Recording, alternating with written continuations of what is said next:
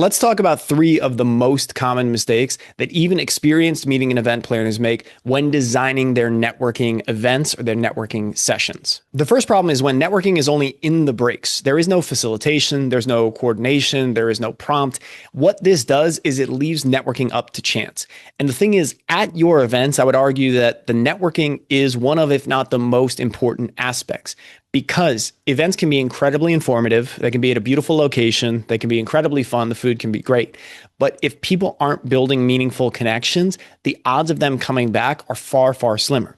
When you feel community, you feel connected, you're building your business and your personal network at an event, this is something you carve time out for. This is something that busy people will block their calendar for. And they'll say, hey, let me know as soon as we have the dates for next year, because I want to make sure I come. That's also where word of mouth networking goes. You wouldn't believe the people I met. It was genuine. It was authentic. I didn't feel forced. It was the first time I had this. All of those types of reactions are possible if we design effectively. And like we said in video one, it is not a people problem. Networking does not fail because of people. It fails because of design. We can work through and make more effective designs. In our first videos, we talked about first, we need to help them deal with the fear of the approach. We have to help them get past that and build activities that make it safe to approach other people. Then we also talked about how every one of these networking activities needs a clear, specific goal and a time limit. This lets people know how long they're doing it, what their goal is, and gives them a prompt to start with. And then finally, when we go deeper, we look at activities that get people into storytelling, even super short form storytelling, because then we're moving between the three layers of networking. The first being surface, that's our surface facts level connection. The second being personal, it's where we get into stories. And our third being meaning, values, and goals. So that first mistake is just assuming networking will happen in between the actual sessions and the events. You want to make sure to curate specific activities to help people get connected, to get past the fear, and then build relationships at the very beginning of the event. Often a great idea is like a pre-event mixer or some type of pre-event party the day before or earlier in the day for breakfast to give people a chance to connect in a real, meaningful, and genuine way. The other thing is be very careful to do this as an outside the event session. You want to make sure there is some dedicated networking related block in your session because some people aren't coming for the extra. They can just come for this and then they're out, right? Like they have a day and a half and then they're out. So make sure that networking is built in either through an interactive keynote like what I do with my sessions, a workshop, or simply having the MC utilize certain specific activities throughout the day to create those connections and create more depth of connections over the course of the weekend or the event. Number two of the most common mistakes that I have seen in networking event design over my years and years in this space is one of my favorites to share because it's also one of the most common mistakes that I see made. And if you want people to roll their eyes or cringe straight out the gate at the start of your event, use this activity. So this one in particular, and I'm going to give you some of the others, but this one especially.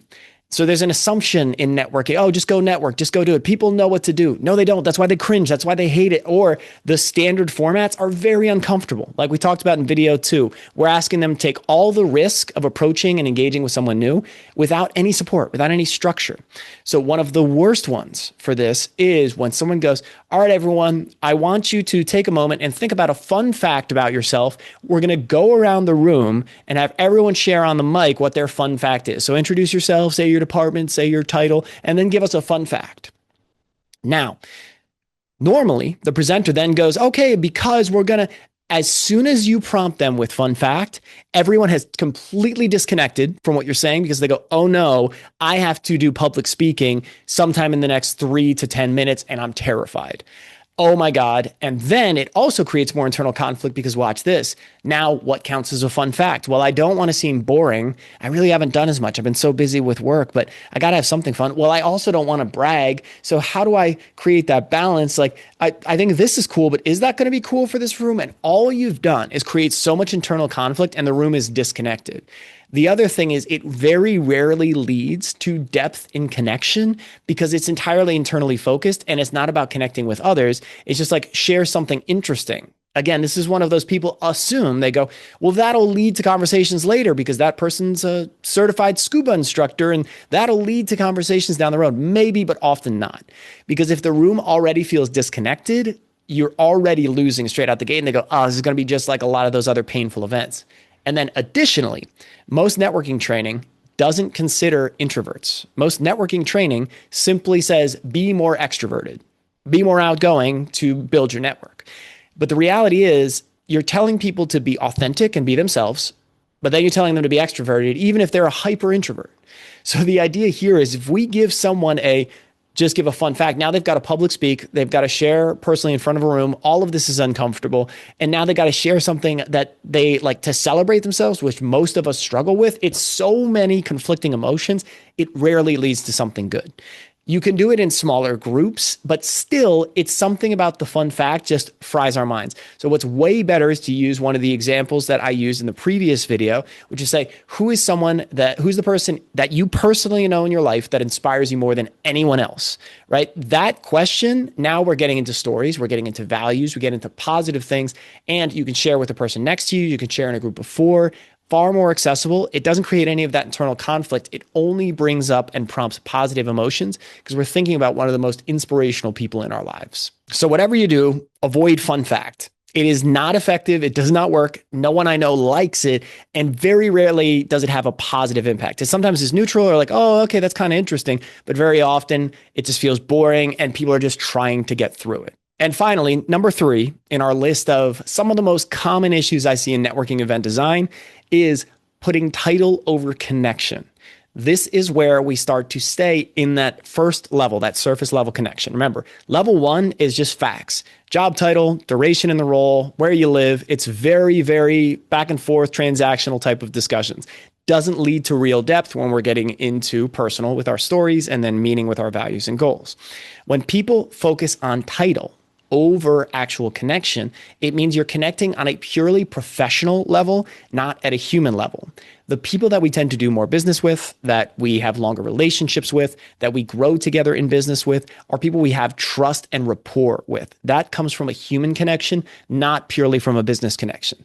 There are some foundational and fundamental elements of, can I trust you? Are you on time? Do you deliver on what you said? But if you notice what I'm saying, these types of things I'm bringing up all get down to values, right? Trust, integrity, honesty, reliability. These are all things that are down into the values. So by getting into those sections of life and talking about stories where those things are demonstrated, it's far more impactful to tell a story of a time you were reliable than it is to say, I'm a reliable person, like on a resume.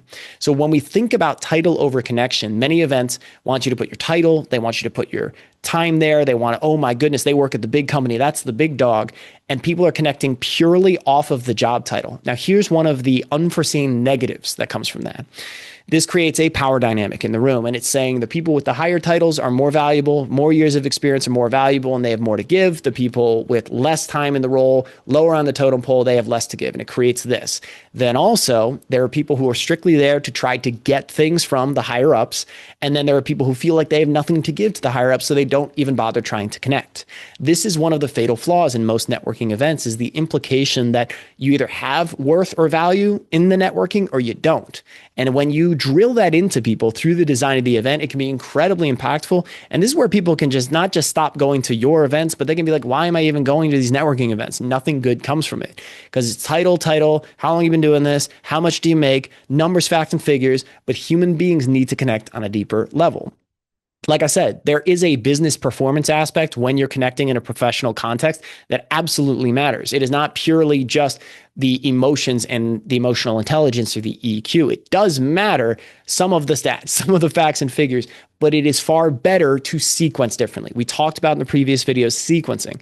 Make a human connection first to set a foundation for a relationship that can grow.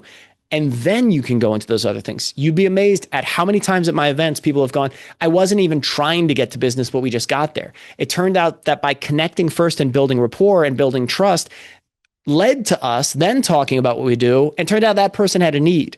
Those are relationships that can build over time, because if you treat people like transactions, they will treat you like a transaction. That means you will only engage in that relationship as long as there is not a relationship of equal or greater value, a transaction of equal or greater value.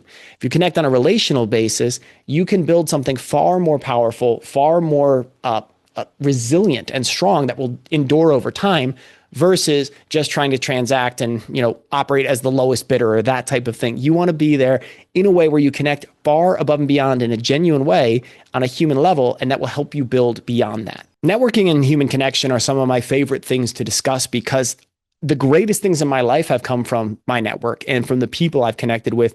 And I've been able to move further, faster, make more impact, all of this by the connections that I've made.